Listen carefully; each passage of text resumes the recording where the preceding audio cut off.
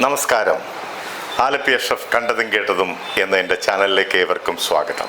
വേദന നമ്മെ തകർക്കാനല്ല, ശക്തരാക്കാൻ വന്ന അധ്യാപകരാണ്. പരീക്ഷയുടെ തീയിൽ ചുട്ടെടുക്കുമ്പോഴാണ് മനസ്സിന്റെ യഥാർത്ഥ ദൃഢത രൂപം കൊള്ളുന്നത്. വീണിടങ്ങൾ പരാജയങ്ങളുടെ അടയാളങ്ങളല്ല, ഉയർത്തെഴുന്നേൽക്കാൻ പഠിപ്പിച്ച ഇടങ്ങളാണ്. ഓരോ വീഴ്ചയും ഒരു പുതിയ ഉണർവിന്റെ നിശബ്ദ തുടക്കമാണ്. ഒറ്റയ്ക്ക് നടക്കാൻ പഠിപ്പിക്കുന്നത് വഴികളല്ല, കടന്നുപോയ അനുഭവങ്ങളാണ്. പൊള്ളുന്ന തീയിൽ ചുട്ടെടുത്ത അനുഭവങ്ങളുടെ നേർക്കാഴ്ചകളുമായി നമ്മുടെ മുൻപിലെത്തിയ JM രവിയുടെ ദുഃഖം പേറുന്ന അനുഭവങ്ങളാകട്ടെ ഈ എപ്പിസോഡ്.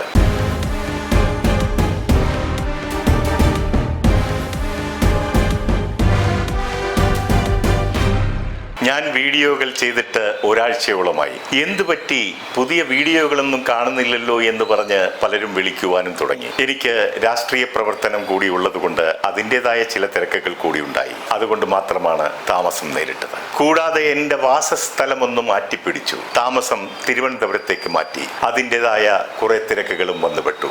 ഇതിനിടയിലാണ് തമിഴിലെ പ്രശസ്ത നടൻ JM രവി തൻ്റെ ജീവിതത്തിൽ നേരിട്ടുകൊണ്ടിരിക്കുന്ന പ്രതിസന്ധികളെക്കുറിച്ച് പറയുന്നത് കാണുവാനും കേൾക്കുവാനും ഇടയായത്. യുവതലമുറയിലെ ഒരു പ്രശസ്തനായ നടൻ പറയുന്നു, തന്റെ ദാമ്പത്യ ജീവിതവുമായി ബന്ധപ്പെട്ട് സ്വസ്ഥത നഷ്ടപ്പെട്ടിരിക്കുന്നു. ഇനി ആ പ്രശ്നം പരിഹരിക്കാതെ താൻ സിനിമയിൽ അഭിനയിക്കില്ല എന്ന്. കഠിനാധ്വാനം കൊണ്ടും അർപ്പണ മനോഭാവം കൊണ്ടും കരിയർ മെച്ചപ്പെടുത്തി ഉന്നതിയിൽ എത്തി നിൽക്കുന്ന ഒരു നടൻ തന്റെ തൊഴിലിനെ വരെ ഉപേക്ഷിച്ചു പോകുന്ന മാനസികാവസ്ഥ നമുക്ക് ഊഹിക്കാവുന്നതല്ലേ ഉള്ളൂ. അദ്ദേഹം അനുഭവിക്കുന്ന വേദനകളും ബുദ്ധിമുട്ടുകളും ഒക്കെ അദ്ദേഹം തന്നെ പൊതുമധ്യത്തിൽ വന്ന് ഇപ്പോൾ തുറന്നു പറഞ്ഞിരിക്കുകയാണല്ലോ. അത് കണ്ടവർക്കെല്ലാം മനസ്സിലായി അദ്ദേഹം കടുത്ത ഡിപ്രഷനിലാണെന്ന്. പഴയകാല സീനിയർ എഡിറ്ററായ മോഹന്റെ മകനാണ് രവി മോഹൻ എന്ന നടൻ. അദ്ദേഹം വെറുമൊരു എഡിറ്റർ മാത്രമായിരുന്നില്ല, നിർമ്മാതാവും തിരക്കഥാകൃത്തുമൊക്കെ ആയിരുന്നു. തമിഴിലും തെലുങ്കിലുമായി അദ്ദേഹം നിരവധി ചിത്രങ്ങൾ നിർമ്മിച്ചിട്ടുണ്ട്.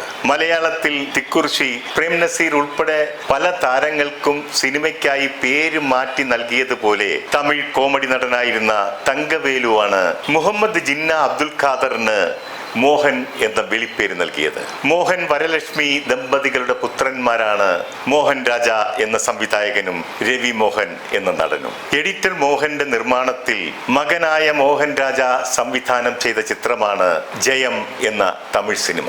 ആ ചിത്രത്തിലെ നായകനായത് സംവിധായകന്റെ അനുജനായ രവി മോഹൻ ആയിരുന്നു. ആ ചിത്രം വൻ ഹിറ്റായിരുന്നു. അതോടുകൂടി രവി മോഹനെ JM രവി എന്നറിയപ്പെടാൻ തുടങ്ങി. ജയം എന്നാൽ വിക്ടറി എന്നാണ് അർത്ഥമാക്കുന്നത്. അതേപോലെ തന്നെയായിരുന്നു JM രവിയുടെ സിനിമാ ജീവിതവും. JM രവി വിവാഹം കഴിച്ചിരിക്കുന്നത് സുജാത വിജയകുമാർ എന്ന നിർമ്മാതാവിന്റെ മകളായ ആരതിയെയാണ്. അവർക്കിപ്പോൾ മക്കളായി 2 ആൺകുട്ടികളുമുണ്ട്. 18 വർഷത്തോളം നീണ്ടുനിന്ന ഇവരുടെ വിവാഹ ജീവിതം അടിച്ചു പിരിഞ്ഞ് രണ്ടും 2 വഴിക്ക് പോയിരിക്കുകയായിരുന്നു. ഇവരുടെ വേർപിരിയലിനെ കുറിച്ചും JM രവിയുടെ മറ്റൊരു അഫെയറിനെ കുറിച്ചുമുള്ള പല കഥകളും പൊടിപ്പും തൊങ്ങലും വെച്ച് സാമൂഹ്യ മാധ്യമങ്ങളിൽ പ്രചരിച്ചിരുന്നു. അതോടെ കെനീഷ എന്ന ഗായികയുമായിട്ടുള്ള അടുത്ത സൗഹൃദവും ചർച്ച ചെയ്യപ്പെട്ടു. കെനീഷയുടെ ഒരു സംഗീത പരിപാടി പാലക്കാട്ടുള്ള മീൻകുളത്തി ദേവീക്ഷേത്രത്തിൽ നടന്നിരുന്നു. അന്ന് അവരോടൊപ്പം JM രവിയും എത്തിയിരുന്നു. അന്നത് മലയാളം മീഡിയകളിൽ ഉൾപ്പെടെ വലിയ വാർത്തയാകുകയും ചെയ്തു.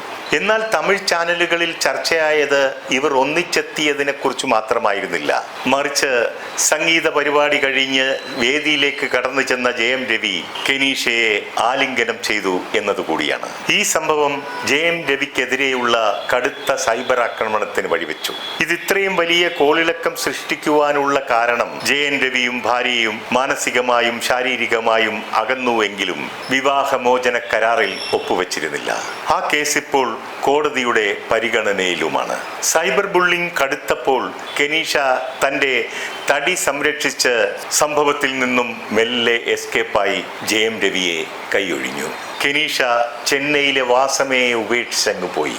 എന്നാൽ തനിക്കെതിരെ ഉയർന്ന കടുത്ത സൈബർ ആക്രമണത്തിന് മറുപടി കൊടുത്തിട്ടാണ് അവർ പോയത്.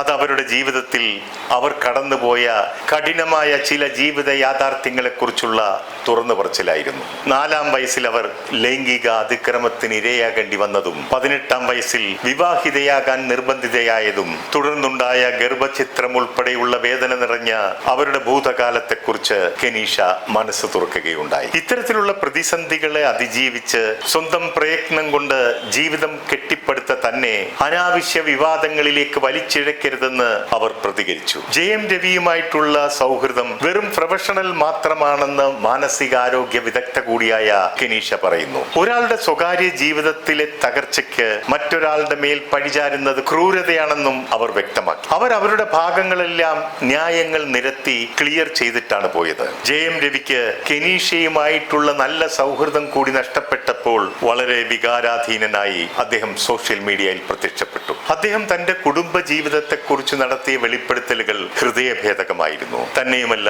കുടുംബജീവിതം മുന്നോട്ട് കൊണ്ടുപോകുവാൻ ചില പുരുഷന്മാർ അനുഭവിക്കുന്ന ത്യാഗോജ്ജലമായ ജീവിത നേർക്കാഴ്ചയായി അത് മാറുകയും ചെയ്തു. കുടുംബജീവിതത്തിൽ യാതനകൾ അനുഭവിക്കുന്ന പുരുഷന്മാരുടെ പ്രതീകമായും അദ്ദേഹം മാറി. ജയം രവി പറയുന്ന ഓരോ വാക്കുകളിലും സത്യത്തിന്റെ സ്ഫുരണങ്ങൾ ഉള്ളതായി കേൾക്കുന്നവർക്ക് ബോധ്യപ്പെടും. അദ്ദേഹം പറയുന്നു, തന്റെ കുട്ടികളുടെ പഠനത്തിലേക്കായി വർഷം 50 ലക്ഷം രൂപ ഫീസായി തന്നെ കെട്ടുന്നുണ്ടെന്ന്. എന്നാൽ തന്റെ കുട്ടികളെ താൻ നേരിൽ കാണാൻ സമ്മതിക്കില്ല. ഇത് പറയുമ്പോൾ അദ്ദേഹം സങ്കടം സഹിക്കവയ്യാതെ വിങ്ങിപ്പൊട്ടുന്നുണ്ടായിരുന്നു. സ്കൂളിൽ ചെന്ന് തന്റെ കുട്ടികളെ കാണാതിരിക്കാൻ അവർ കുട്ടികൾക്ക് ബോഡി ഗാർഡുകളെ നിയോഗിച്ചിട്ടുണ്ട്. താൻ വിയർപ്പൊഴുക്കി കഷ്ടപ്പെട്ട് സമ്പാദിച്ചതെല്ലാം തന്റെയും ഭാര്യയുടെയും പേരിൽ ജോയിന്റ് അക്കൗണ്ടിലാണ് നിക്ഷേപിച്ചിരുന്നത്. ഹോട്ടലിൽ കയറി ഭക്ഷണം കഴിച്ച് കാർഡ് കൊടുത്താൽ ഉടൻ വിളി വരും, ആ പൈസ എന്തിനെടുത്തു എന്ന്. ഒരു പൈസ പോലും ഭാര്യ അറിയാതെ കൈകാര്യം ചെയ്യാനുള്ള അവകാശം തനിക്കില്ല എന്ന് അദ്ദേഹം പറയുന്നു. ഒരു കാര്യത്തിനും ഒരു സ്വാതന്ത്ര്യവുമില്ല.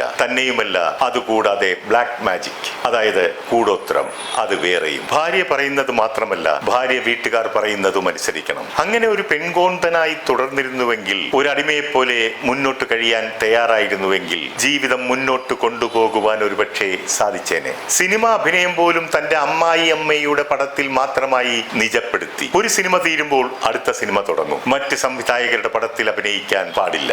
ഇതൊന്നും കൂടാതെ കുടുംബം കലക്കികൾ വേറെയും. അവരുടെ പേരെടുത്ത് പറയാതെ നടി ആരെന്ന് മറ്റുള്ളവർക്ക് മനസ്സിലാക്കത്തക്കവണ്ണം അവരെക്കുറിച്ച് ചില ക്ലൂവുകളും അദ്ദേഹം തരുന്നുണ്ട്. 3 അക്ഷരമുള്ള നടിയെന്നും ഇഡ്ഡലി നടിയെന്നും ഒക്കെയാണ് അവരെക്കുറിച്ച് സൂചനകൾ നൽകിയത്. അപ്പോഴേക്കും സോഷ്യൽ മീഡിയയിലൂടെ ആ നടിയുടെ പേര് വെളിപ്പെടുത്തിക്കൊണ്ട് നിരവധി ആൾക്കാർ രംഗത്ത് വന്നു. അവരെല്ലാവരും പറയുന്നു, ആ നടി ഖുഷ്ബു തന്നെയാണെന്ന്. ഖുഷ്ബു ഈയിടെയായി വേണ്ടുന്നതും വേണ്ടാത്തതുമായ എല്ലാ കാര്യത്തിലും കയറി അഭിപ്രായം പറയുന്നത് കാണാമായിരുന്നു. ഇപ്പോൾ കുടുംബം കലക്കി എന്ന പേരും ലഭിച്ചു. എന്തായാലും കൊള്ളാം, എല്ലാവരും ചേർന്ന് ആ പാവത്തിന്റെ ജീവിതം കട്ടപ്പുകയാക്കി എന്നുള്ളത് ഒരു യാഥാർത്ഥ്യമാണ്. ഇനിയും തന്നെ വിഷമിപ്പിക്കാനാണ് ഉദ്ദേശമെങ്കിൽ ഞാൻ എന്റെ ജീവിതം സ്വയം ഇല്ലാതാക്കുമെന്നും ആ പാവം വെളിപ്പെടുത്തുന്നുണ്ട്. ജയൻ രവി പറയുന്നു, ആരതിയെ യാതൊരു കാരണവശാലും വിവാഹം കഴിക്കരുതെന്ന് തന്റെ മാതാപിതാക്കൾ കൈകൂപ്പി അപേക്ഷിച്ചിരുന്നുവെന്ന്. എന്നാൽ ആരതി തന്റെ കൈത്തണ്ട് മുറിച്ച് ഭീഷണി മുഴക്കിയത് കൊണ്ടാണ്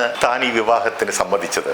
ഇതൊരു ബ്ലാക്ക് മെയിലിംഗ് മാരേജ് ആയിരുന്നുവെന്നും അദ്ദേഹം പറയുന്നുണ്ട്. വരാനിരിക്കുന്നത് വഴിയിൽ തങ്ങില്ല എന്നാണല്ലോ പറയാറുള്ളത്. ഇത്തരം അനുഭവങ്ങളിലൂടെ കടന്നു പോകുന്ന ധാരാളം പുരുഷന്മാർ നമ്മുടെ ഇടയിലുമുണ്ട്. അഭിമാനമോർത്ത് പുറത്തൊന്നും പറയാറില്ല. തന്നെയുമല്ല, തൊണ്ടയിൽ പുഴുത്താൽ വിഴുങ്ങുകയല്ലാതെ മറ്റെന്താണ് ഒരു വഴി? ജയം രവി തന്റെ ജീവിത നേർക്കാഴ്ച പൊതുമധ്യത്തിൽ വരച്ചു കാട്ടിയപ്പോൾ അയാളുടെ ഭാര്യയും ഭാര്യ മാതാവും പ്രതികരണവുമായി ചാടി വീണു.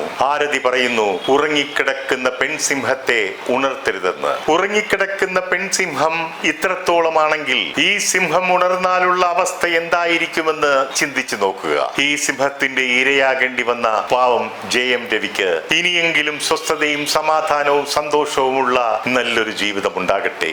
അദ്ദേഹത്തിന് എല്ലാവിധ നന്മകളും നേർന്നുകൊണ്ട് നിർത്തുന്നു. നന്ദി, നമസ്കാരം.